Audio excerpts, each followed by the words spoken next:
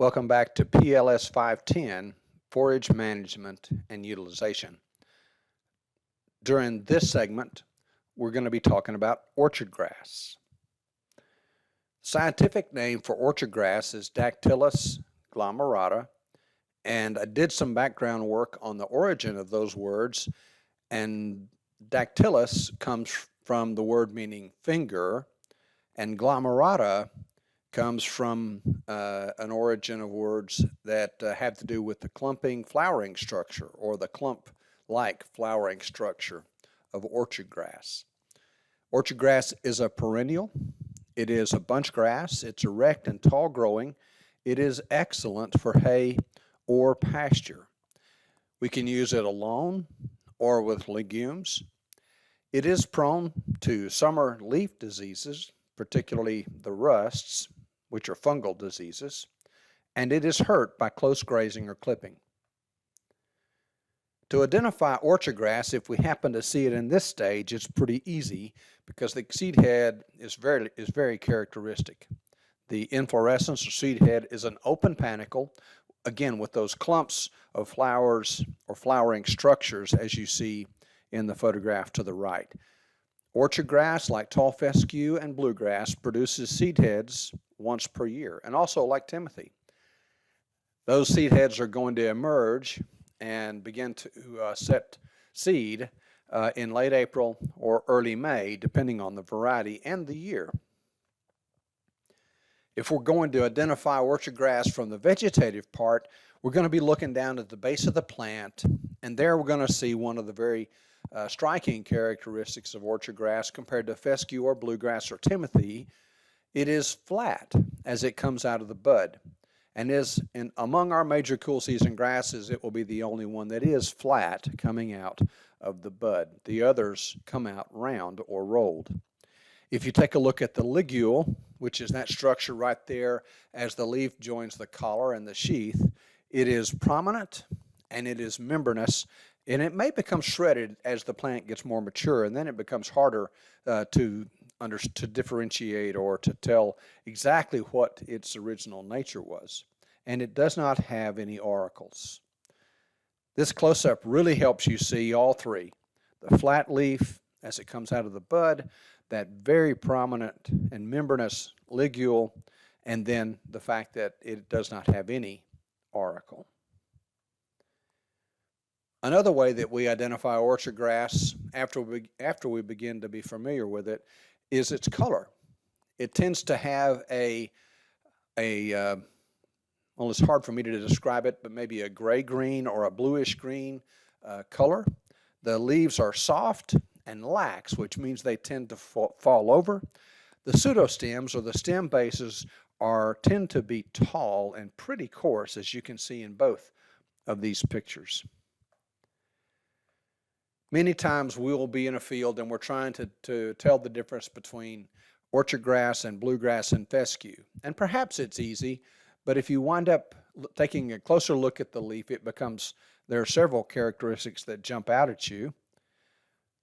On the left is Kentucky bluegrass, and it has a narrow leaf, and as we said, the leaves are almost the same width from base to tip, and it has that very characteristic double midvein, or the appearance of a double midvein.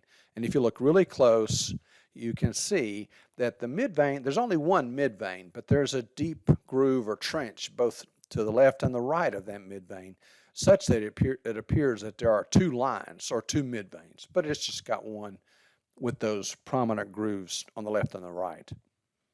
Contrast that to the middle leaf, which is tall fescue. It's broader. It has a coarse appearance, and certainly coarse appearance at the field scale, and very prominent veins that give the leaf a corduroy appearance. And I should have added here that you do not see much of a midvein. If you look at the bottom of the leaf, you can tell it has a midvein, but looking from the top, it is just not as prevalent as bluegrass or orchard grass. And on the right is orchard grass. It has a broader leaf, it has a softer feel, and it has a prominent midvein, and as we said before, it's flattened as it comes out of the bud, and that is one of its most characteristic traits.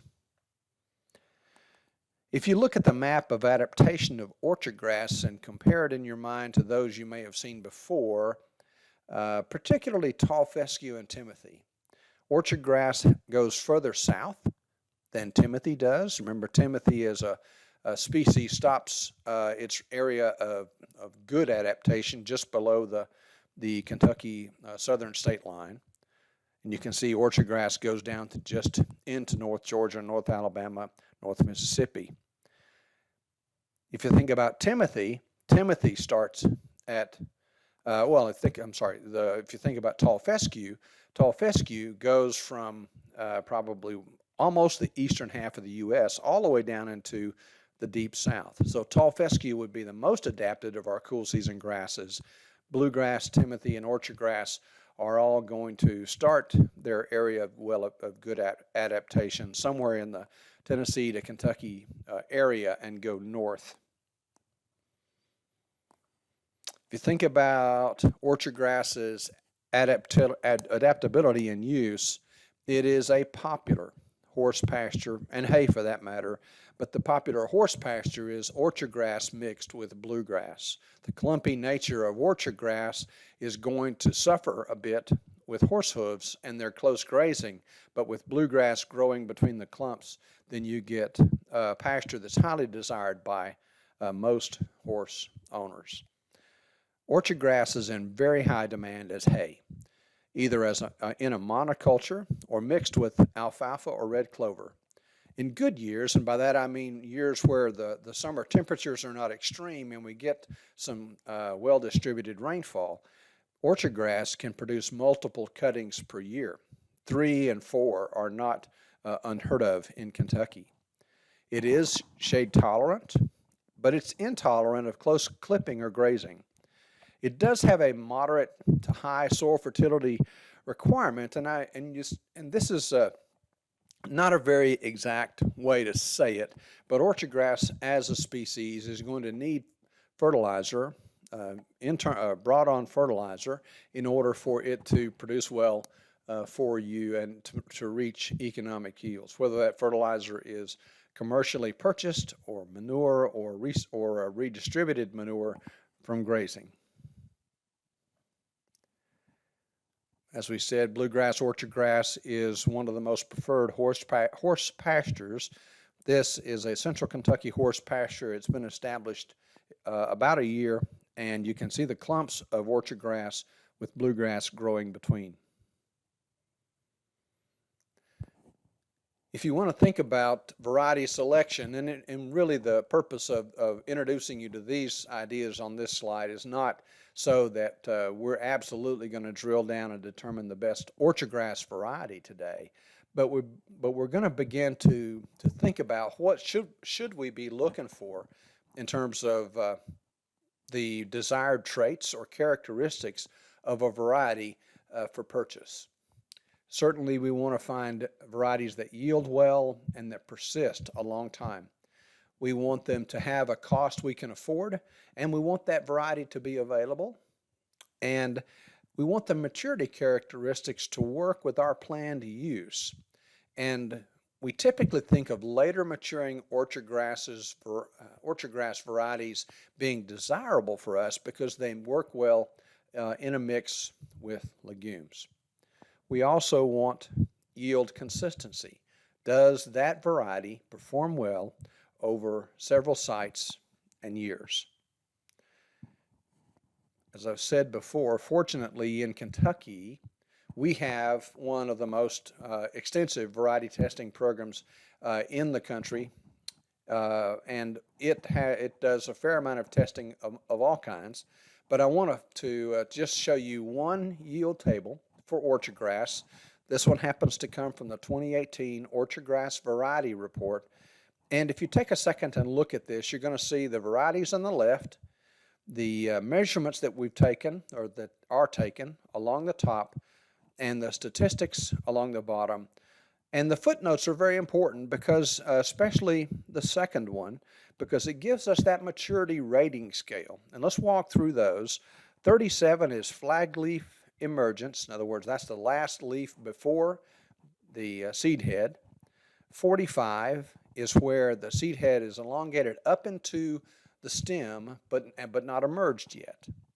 50 is where the seed head is beginning to emerge. 58, it's completely emerged. 62, it's already flowered and beginning to shed pollen. So let's move a little closer and take a look at those. So we talk about maturity, talk about yield, and we talk about the statistics and the footnotes that help us explain the table. Now, the statistics are going to be very important whenever you're trying to say, make the choice between two varieties. The particular important word or term or value there is the LSD. That's the least significant difference. 0.05 means that if the varieties are different, in other words, they are more than LSD apart, that means that only in 5 chances out of 100 will they be, is that difference due to chance. In other words, 95 times out of 100, the variety that appears to be better is truly better and will yield greater. So let's take a look at just the maturity and the yield of orchardgrass varieties. I want to have you take a look and compare varieties for maturity. First of all, you'll see that we harvested this trial 3 different years, 2016, 17, and 18. If you take a look at within a single column, you'll notice, for example, in the 2016 column that Olathe was the most mature. No, it wasn't, but it was in the 50s, versus Prophet and Lyra, which were in the 40s or 45. If you look at and follow Olathe across the 3 different years, you can see that it's not the same in the first cutting every year, and first cutting dates are not always the same. Persist was quite a bit different in maturity on the same calendar date in 2016 and 2017. So while we say that we would like to have a later maturing variety, in other words, a variety with a lower number on this maturity scale, it causes some compromises. Generally speaking, varieties that have a lower maturity number yield less across the years. So Lyra and Prophet, which were the least mature on May 11 in 2016, if you look at the yields in 2016, they were among the lower ones. Now you can go to a different year and you can find different maturity rankings and even different yields based on that. So when you take a look at varieties of orchard grass, you want to look across several years, and let's just take a variety like Persist, which had a maturity score of 50, 59, and 62 for 2016, 2017, and 2018. So 1 year at 50, that's just where the seed head is beginning to emerge. And then 59 the next year where it's got complete emergence of the inflorescence. And then 62 is beginning of pollen shed. But it yielded well. So I make the point here mainly that take a look at that maturity information. There's a lot of information on a variety report, but it's not always clear cut as to whether a variety is always going to be earlier maturing or later maturing because it varies by year. Let's take a look at establishment as we draw this lecture to a close. Orchard grass is going to need about 15 to 20 pounds per acre when you seed it. Plant that 1/4 to 1/2 inch deep. Reduce that by about 50% for mixtures. It establishes more rapidly the Kentucky bluegrass, but frankly everything establishes more rapidly than Kentucky bluegrass. Fall planting is best, although we can plant in the spring, but we wind up fighting weeds more. And if you have not done so, I would explore what orchard grass costs per pound. And if you look up the seeds per pound in AGR 18, you'll see that the orchard grass is very similar, somewhat similar to tall fescue, and in between tall fescue and bluegrass in terms of, or in between tall fescue and timothy in terms of seeds per pound. If you want to talk about growing it and producing forage with orchard grass, the first cutting happens in the first week or two of May. It's going to contain seed heads. The second and later cuttings will all be leaf, all be vegetative. Stand life is about 4 years, so we'd call that a short-lived perennial. And we want to leave tall stubble after haying or grazing, 4 to 6 inches, and the leaves are prone to fungal diseases or rust in the summertime. For grazing and hay management, we need to leave a higher stubble height after grazing than for tall fescue or bluegrass, 3 to 6 inches or 4 to 6 inches. And for hay, we can harvest it for hay as a monoculture or as a mixture.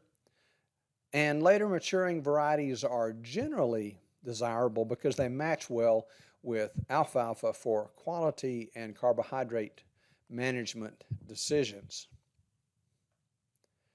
And here's again a reminder from something you've seen before of the difference that the defoliation height and frequency makes with orchard grass. On the left is a pot that has been cut at 1 inch weekly for 4 weeks, and on the right is a pot that was cut only once at 3.5 inches every month and then allowed to regrow for 6 days. And you can see that the pot on the right has greatly outgrown and outpaced the pot on the left.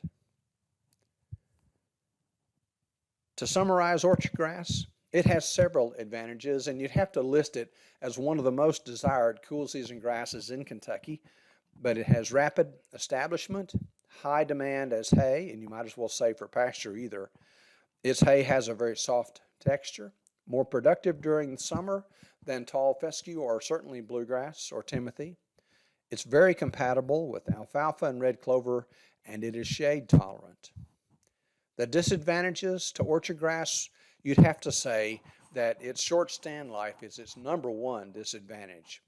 It's bunchy and it forms an open sod, which while that helps with legume establishment in orchard grass, if you're growing it in monoculture, that allows weeds to encroach on a pure orchard grass stand. It is prone to leaf diseases, and one that's not listed here, and that is it is sensitive to close defoliation and especially close clipping. And many of our Kentucky mowing machines are disc mowers that cut very closely and that are difficult to modify to raise up the cutting height. And as a consequence, many people who raise orchard grass are observing that the stand life is much shorter than it has been in the past. So this brings orchard grass to a close. We will see you next time.